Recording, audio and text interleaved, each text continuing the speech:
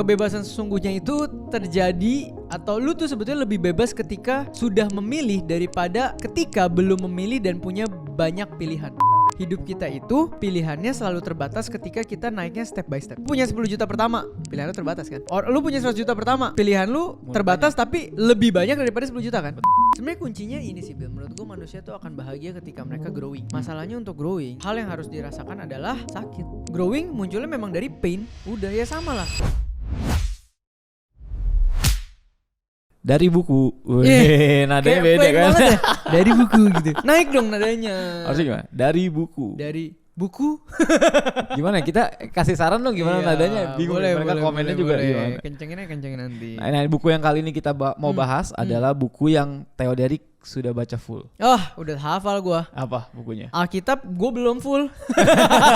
Satu lagi. Berarti Subtle Art of Not Giving a Fuck. Nah, itu kita hari ini akan bahas tentang buku The Subtle Art of Not Giving a Toot. Iya, ini buku yang membuat gue melewati masa-masa susah sampai bisa ada buku From Zero to Survive sih. Mantap. Jadi jangan lupa baca buku From Zero.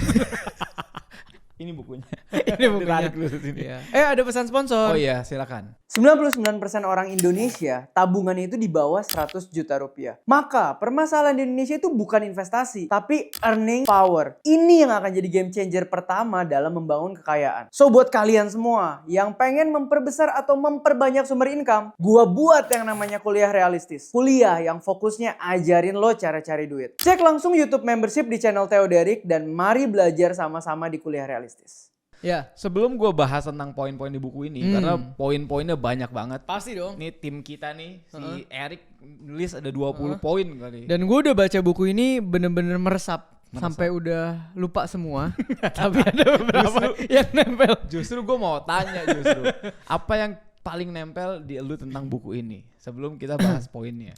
Banyak, Pak. Apa? Banyak. Satu aja yang paling berkesan. Salah satunya yang berkesan menurut gue adalah Paradox of Choice. Gue nggak tahu judul chapternya Paradox of Choice atau bukan, tapi gue ingat waktu itu dia ngebahas bahwa kebebasan sesungguhnya itu terjadi atau lu tuh sebetulnya lebih bebas ketika sudah memilih daripada ketika belum memilih dan punya banyak pilihan. Jadi ketika lu memilih, lu akan lebih bebas. Iya, misal kita datang kemana? Sebuah restoran. Pilihan menunya banyak sekali. Pusing tuh. Bener. Karena pilihannya banyak. Wah, susah banget nih, banyak banget, nggak ada directionnya. Tapi kita akan ngerasa lebih enak menjalani hidup setelah misalnya, iya saya mau mie goreng 1 dong. Pertanyaan berikutnya kan, pedes nggak? Betul. Sedang. Mau pakai telur ini atau telur dadar? Mengerucut terus tuh opsinya tuh. Mau atau enggak, pedes sedang atau enggak, pakai telur atau enggak, selesai hidup lu. Oke. Tapi ketika pilihannya ada mie, ada bihun, ada kue tiaw, ada shirataki, ada mie porang, ada jadi pusing ya? Pusing gitu. Dan kadang dalam hidup begitu. Padahal kadang hidup kita itu pilihannya selalu terbatas ketika kita naiknya step by step. Oke. Kasih real case-nya deh. Misal kita berprogres, gue selalu bilang kan keuangan aja kekayaan berprogres. Betul. Lu punya 10 juta pertama, pilihan lu terbatas kan? Betul. Lu punya 100 juta pertama, pilihan lu terbatas tapi lebih banyak daripada 10 juta kan? Betul. Lu punya 500 juta pertama, lebih banyak dari 100 juta kan? Sampai kira lu punya 1 miliar, 5 miliar gitu ya. Bayangin lu dari 10 juta, langsung punya 10 miliar pertama. Wah, sakit pala lu. Karena pilihannya tiba-tiba langsung banyak. Dan otak lu belum memproses, diri lu belum memproses. Lu udah gak tahu lagi nih acuan pilihannya, mana yang benar mana enggak, mana yang ngerusak mana enggak, mana yang wise mana enggak, mana yang jangka panjangnya malah membuat hidup kita hancur. Oke. Nah, itu sebetulnya memang kalau gue baca bukunya dan gue baca ringkasannya, itu memang ekstrak dari buku ini. Jadi ngomongin tentang pilihan. Karena di dunia ini itu menawarkan banyak banget pilihan. Kalau lu tadi kan ngomongin tentang duit doang, misalnya 10 juta pilihannya cuma 2, cuma 3 gitu. Tapi sedangkan sebetulnya kalau kita keluar dari konteks uang, setiap hari tuh kita punya banyak pilihan. Kita dibombardir dengan banyak informasi, sehingga menyebabkan kayak gua hidup harus pilih yang mana ya. Iya. Nah itu jadi buku ini tuh ngedirect kita buat benar-benar nih poin yang pertama ya, untuk choose wisely.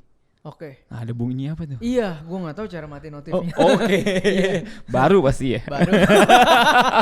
Betul. Nah jadi buku ini mengajarkan bahwa kita nggak bisa peduli sama semua hal di hidup ini. Ya. Karena nggak semua hal itu penting dan direct impact-nya ke hidup kita. Makanya judulnya bersikap bodo amat. Iya. Anjay. Betul. Jadi masalah pun bahkan lo harus bisa pilih loh. Lo mau pilihin masalah atau enggak? Kadang-kadang contoh, let's say pertemanan. Kita kan punya teman-teman yang kadang-kadang ada yang mungkin ya quote unquote toxic, suka gosip segala macam. Lu bahkan bisa pilih sampai sespesifik itu loh. Oke, ngerti. Iya benar, makanya judulnya cara bersikap bodo amat buat pilihan yang mungkin bisa merusak hidup lu atau bikin hidup lu jadi degradasi. Betul. Poinnya apa, Bill? Poinnya ada lagi nih. Hidup di sini ada bilang ya. Hidup sehat tuh bukan cuman soal bebas memilih, tapi memilih masalah mana yang layak diperjuangkan dan dijalani. Choose your battle. Yes, choose your battle and struggles. Iya. Itu poin pertama. Kebayang. Ya lu agree lah pasti ya poin ini karena pastilah. Ini lu bilang bagus banget bukunya. Iya, ini gue selalu bilang juga ke teman-teman, gue selalu ngomong bahwa hidup itu tuh selalu ada plus minus. Nggak ada satu pilihan yang cuman gain doang dan nggak lose apa-apa tuh nggak ada. Setiap kali lu ambil pilihan pasti ada yang gain, ada yang lose. Bedanya kadang orang tuh nggak aware sama apa yang dia lose. Misalnya nih lu kerja tiap hari kan, yang penting kan cari duit, tambah kaya, wah semua buat keluarga gitu ya. Ya lu hajar tuh lembur terus 7 hari seminggu gitu ya. Hustle terus. Gain nih duitnya, wah lu sukses banget dah secara manusia. Yang lose banyak loh Pak. Ketika lu fokus di situ doang, bisa aja lu salah pilih circle, lu lose lu punya morality. Lu nggak ada waktu beribadah, lose your spirituality. Lu nggak punya waktu sama keluarga, you lose your family and positioning lu di keluarga itu. Jangan-jangan lu kaget, kok anak gue udah umur 20, kemarin kayak baru umur 2 gitu ya. Atau ekstrimnya tiba-tiba datang ke rumah dipanggilnya bukan papa, om. Iya, maksud gue adalah ya lu dapat sesuatu, tapi harga yang lu bayar tuh apa aja. Nah itu lu harus bisa pelan-pelan aware itu, sehingga lu bisa menentukan pilihan, ya kan? Yang lu bisa pilih yang impactnya memang akan bagus untuk hidup lu ke depannya. Apa yang matters gitu. Oke, berarti lo agree dengan poin pertama banget pasti lah. Ya. Nah yang kedua, ini ngomongin tentang happiness. Happiness itu comes from solving problem. Waduh, deep banget nih, gue baca nih dulu ya. Iya kan? Jadi intinya adalah pelajaran dari si penulis bukunya si Mark Manson ini. Itu matahin mindset kalau kebahagiaan itu datang dari hal eksternal kayak uang, mobil, kemewahan dan lain sebagainya. Sedangkan kebahagiaan sesungguhnya adalah ketika lu berhasil memecahkan sesuatu, solving problem. Ketika lu punya masalah, lu solve, itu happiness bisa datang dari situ.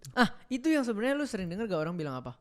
Uang tuh sangat membuat lu bahagia di fase awal. Semua orang bilang, semua orang kaya akan bilang apa? Lu paling enak tuh fase baru kaya. Betul. Iya kan? Kemarin kita ngobrol juga sama orang yang udah triliun kan, dia ngomongnya apa? Betul. Ingat-ingat fase paling bahagia adalah fase baru kaya. Kenapa fase baru kaya jadi paling bahagia? Karena tadi solving problem. Nggak punya mobil jadi punya, nggak bisa naik pesawat jadi bisa. Betul. Mau makan pusing jadi nggak mikir. Mau liburan pusing milih jadi bebas. Karena solving problem. Dan nah ini dari buku ini ya, ada nih waktu itu, tapi gue lupa di bagian mana dibilang ini. Bahagianya adalah sampai suatu hari kita dipanggil Tuhan, masalah akan selalu ada. Betul. Tidak akan pernah tidak ada. Betul. Jadi sebetulnya ketika lu memandang masalah sebagai sebuah kesempatan untuk lu bisa growing, dan ketika lu solving problem kan actually lu growing. Lu punya happiness di situ. Betul. Dan sampai mati pun memang ada problem. Betul. Dan itu misalnya nyangkut ke satu poin, ya sebenarnya ada poinnya, tapi gue mau langsung masukin ke infuse ke sini aja karena lu lagi bahas bahwa dia ngerimain, nih buku ini ngerimain bahwa semua orang tuh akan mati. Bakal mati. So artinya waktu kita terbatas. Kalau waktu kita terbatas, kita harus benar-benar selektif dengan apa yang kita pilih, dengan apa yang kita perjuangkan, dengan apa yang kita struggle setiap hari. Betul. Makanya pas banget waktu baca buku itu gue lagi banyak masalah, jadi gue kayak ini kayaknya abis dari sini gue akan lebih bahagia dan jadi versi yang lebih growing dari sebelumnya gitu baca itu. Jadi lu baca buku ini tuh ketika lu dulu masih susah? Bukan masih susah. At the lowest point of my life itu gue baca Subtle Art of Not Giving a Fuck, paginya malamnya baca Amsal. Mantap. And somehow it's connected, lu coba aja. Iya betul. Karena sumbernya kan dari Amsal pasti. Wisely itu di sini wise. Iya, jadi kalau baca ini di infuse lagi sama Amsal, gue ngerasa ngejahit gitu. Dan itu literally gue lakukan hampir sebulanan kali ya. Sebulanan. Oke, terus ngomongin tentang memilih, ini poin selanjutnya. Ini ada statement bahwa failure and pain are the way forward. Jadi artinya tuh kegagalan dan kesakitan itu adalah hal yang bikin kita maju dalam hidup. So ya kadang-kadang kan banyak orang kan menghindari kesakitan, menghindari kegagalan. Sebetulnya ada kegagalan dan kesakitan yang memang membuat kita growing. Let's say contohnya di sini dia ngomongin bangun bisnis.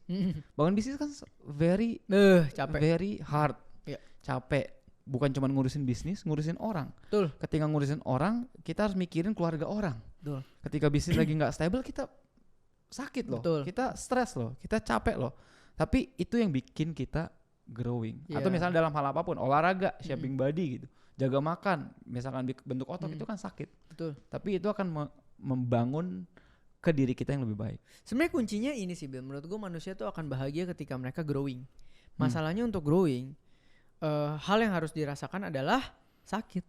Growing munculnya memang dari pain. Udah ya sama lah. Lu sekarang mau badan lu bagus, maksudnya ngangkat besok pagi sakit. Otot lu harus hancur dulu supaya bisa di-reform menjadi sesuatu yang baru. Ntar lu lihat di kaca, ih mulai berbentuk ya badan gue. Happy. Kenapa? Progress. Ya manusia begitu terus.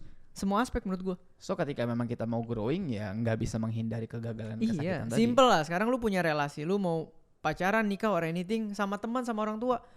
Obrolan yang bikin lu berdua sakit, ketika bisa diobrolin, relasi lu makin baik. Iya benar. Iya. Omongan yang berat. Omongan yang bukan berat lah, transparan. Tapi yang transparan seringkali jadi berat. Ya, berat ngomongnya kan? Iya, susah. Nggak enak. Gitu. Nggak enak. Tapi dari obrolan nggak enak, dari proses yang nggak enak, hasilnya enak. Daripada yang enak terus, tiba-tiba kena masalah, mati. Iya. Nggak bisa. Betul. Oke, poin selanjutnya. Ini menggelitik. Ya. You are not special. Nah, ini gue suka banget bagian itu. You are not special. Betul. Sometimes dalam hidup kita tuh ngerasa karena mungkin kita menghidupi diri kita tuh kayak pemeran utama yang harus kelihatan sempurna. Betul. Sehingga kita tidak boleh salah, Yeah. kita harus selalu terlihat perfect. Sehingga ketika kita nggak bagus ya, let's say kayak foto di Instagram aja lu foto 100 kali yang dipilih cuma satu buat di post gitu. Kadang-kadang nggak perlu ngerasa sespesial itu. Dan rasa tidak spesial itu yang kadang-kadang membuat kita sebagai jadi lebih human, lebih bebas, lebih jujur, lebih otentik dan merasa lebih baik. Intinya bisa feel good. Gitu. Nah itu balik lagi itu sama waktu gue baca Alkitab ngejahit dari satu. Jadi waktu itu gue baca itu bukan dalam kondisi lagi naik. Okay. Jadi gue ngerasa spesial bukan karena gue hebat, tapi gue ngerasa spesial dalam artian kok nasib gue jelek amat ya. Itu juga ngerasa spesial. Harusnya kan nggak gini. Lu ya, ngerasa gitu paling susah hidup lu. Iya Itu betul. kan lu ngerasa spesial. Betul. Kayaknya kalau gue cerita, lu harus dengerin gue, orang gue lebih susah dari lu. Rasanya kalau lu cerita sesuatu yang lebih enak dari gue akan bilang, lu segitu doang, gue lebih capek nih, gue lebih stres nih. Lu stres bapak lu begini, gue nggak ketemu bapak gue. Iya benar. Iya nggak? Iya betul. Nah itu pas baca itu gue kena, terus makanya gue mikir, anjir yang susah di hidup ini banyak ya. Bukan gue doang. Makanya lu lihat sekarang pernah nggak gue pakai angle perjalanan gue yang susah kayak paling susah? Enggak. Gue cuma akan bilang susah nggak? Susah. Banyak yang lebih susah. Banyak. I'm not that special. Nah itu juga yang membangun gue waktu itu kejahit juga. Untuk gue merasa bahwa semua yang gue punya ini bukan dari gue tapi dari Tuhan. Makanya ketika naiknya sekarang, gue juga ngerasa I'm not that special. Karena yang spesial Tuhan gue bukan gue. Nah itu penting tuh. Jadi nyambung tuh. Iya. Kejahit gitu. Penting. Nah itu yang gue bawa sampai sekarang. Apalagi sekarang Bill buset kemarin ya. Gue kan ngobrol di sebuah podcast lah gue bilang. Malang itu kemarin gue kan dengar dari waktu ke Malang ya. Dengar bahwa Malang itu penghasil freelance full stack developer IT terbanyak di Indonesia. Bahkan ada satu coffee shop gue bilangnya 3 lantai itu udah kayak home base-nya mereka. Masuk media Malang. Statement gue itu masuk berita di Malang. Beberapa media di Malang. Ngomongin apa? Ngomongin itu? Ngomongin itu. Maksud gue adalah bayangin sekarang kalau gue entitled ngomong sembarangan di mana-mana. Ini bobotnya udah bukan bobot enteng. Bener Gue ngomongin 2 kalimat Malang punya full stack developer aja di media Malang ada, lu buka aja artikelnya. Berarti kalau lu udah ada konteksnya adalah bukan hanya choose your battles, tapi choose your words. Iya. Semua bisa dikutip. 2 kalimat itu aja masuk media. Dikit lagi jadi nabi Theo. Aduh. Ingat nih harus jadi real impact. Iya. Ini pakai dipakai tuh real impact. Selanjutnya, lu harus punya selalu rasa tanggung jawab bahkan atas apa yang bukan salah lu. Dia miliki mental responsible, bukan victims. Tadi menarik sebenarnya lu ada mention sedikit tadi ketika lu cerita kayak, lu cerita gue lebih parah, gue lebih parah, gue lebih parah. Gitu. Artinya kan kita punya mental victim, korban. Betul. Nah buku ini mengajarkan bahwa kalau lu mau berubah, kalau lu mau merasa powerful, berdaya, lu harus punya rasa tanggung jawab. Karena korban itu pasif. Betul. Jadi korban itu ya karena korban, gue nggak bisa ngubah hidup gue nggak bisa, gue nggak punya pilihan, gue nggak bisa milih. Tapi kalau lu punya sisi responsible, lu punya pilihan. Ya, dan itu sebenarnya yang membuat manusia bisa punya pola pikir solutif, Pak. Karena ketika kita membahas sebuah hal, ya kemarin lah kita nggak bisa ngomong, kita juga lagi berurusan sama orang dan orangnya tidak bertanggung jawab, membuat kita semua susah kan. Betul. Ya apa yang kita lakukan ujungnya kita kan being solutif. Ya udah apa nih solusinya? Being responsible juga, even though bukan salah lu. Betul. Bukannya supaya orang itu enak, enggak. Supaya solusinya clear, hidup lu bisa move on. Tapi lu gak wasting time. Iya. Tapi kalau dipikir-pikir bukan salah kita, sebetulnya ada salah kita. Salah kita adalah salah pilih orang. Iya betul. Iya itu betul. Sehingga kita bisa ganti orang itu dan pilih yang lain. Bener. Itu pola pikir yang membuat kita bisa lebih berkontribusi dan melihat solusi sebagai jalan keluar daripada salah-salahan sih. Iya. Gitu. Oke, yang terakhir. Ini pasti align banget sama kita. Yaitu ngomongin value hidup. Value menentukan quality of life. Ya betul, itu dalam banget tuh dari dia tuh. Benar, jadi banyak orang tuh put the foundation, put the values tuh salah. Ya. Jadi dia letakin valuesnya di uang, popularitas, validasi. Sedangkan values yang lebih sehat adalah ya tadi integritas, komitmen, pertumbuhan. Ya. Gitu. Lo ada apa? Ya enggak, gue agree banget karena values yang lu percaya itu yang membuat arah dari pola pikir dan tindakan lu sih. Jadi makanya kadang lu orang mungkin bisa mikir gini, lu pasti punya teman yang kayak gini. Kok nih orang bisa ya ambil keputusan kayak gini? Mikir apa sih? Pasti gak pernah kebayang lu ada orang bisa begini. Ya itu values dia. Kayak lu bilang, kok ada orang udah punya banyak duit tetap segila ini buat duit ya? Ya itu values dia. Mungkin orang yang kayak gitu ngelihat gua, nih orang baru kecukupan, kaya juga belum, hidupnya udah bahagia amat. Kok udah bersyukur terus? Udah bersyukur terus. Values. Betul. Values balik lagi. Tidak ada yang salah, tidak ada yang benar. Gua nggak mau ngomong apa-apa. Tapi values yang berbeda menciptakan produk yang berbeda. Oke, gua punya pertanyaan menarik. Kalau di sini kan kayak banyak orang taruh nilainya di atas popularity, uang sama validasi. Which is seorang Theo Derrick sekarang udah punya semuanya. Uang, popularity, validasi. Which is apa yang lo rasakan dan kenapa bisa values lu nggak attach sama tadi uang, popularitas sama validasi? Bagus banget pertanyaan lu. Values gue yang gue selalu ngomong dimanapun adalah gue ini pengen dipakai jadi berkat. Buat perpanjangan tangan Tuhan jadi berkat. Ya. Gue pengen, mimpi gue cuma satu, suatu hari kalau Tuhan panggil, Tuhan bilang, Teh not bad lah, gue nyiptain lu. Ada gunanya dikit lah buat gue. Gitu. Nah, that way gue ngelihat 3 hal yang tadi lu bilang, mau duit, fame, validasi, itu cuman alat untuk bisa jadi berkat lebih banyak titik. Wah, karena values lu pengen jadi berkat. Iya. Karena values gue jadi berkat, gue melihat semua itu bukan milik gue, tapi alat yang disediakan untuk gue bisa jadi lebih jadi berkat lagi udah. Jadi kok Theo fame-nya banyak, followersnya banyak. Ya bagus, berarti sekali gue share yang denger banyak, selesai. Betul. Kok Theo duitnya puji Tuhan dikasih kelimpahan. Oh iya, berarti gue punya hak untuk memilih jalur uang yang gak sesuai values gue karena gue kecukupan. Betul, dan dengan banyak uang lu bisa bantu banyak orang. Bisa. Validasi. Oh iya, gue bersyukur dengan validasi yang diberikan berarti ada orang yang berdampak, kata-kata gue lebih didengar dan gue bisa berdampak lebih kuat lagi. Udah. So that's why values. Choose your values. Even values lu harus pilih loh. Harus. Oke, kayaknya ini udah mantep banget buat closing statement. Mantap. Nah, berikut adalah buku yang silakan beli warna di orange toko buku kesayangan Anda gitu. Nah, mungkin teman-teman pada pengen kita bahas buku apa lagi, boleh biasa ketika di kolom komen chat di bawah ya.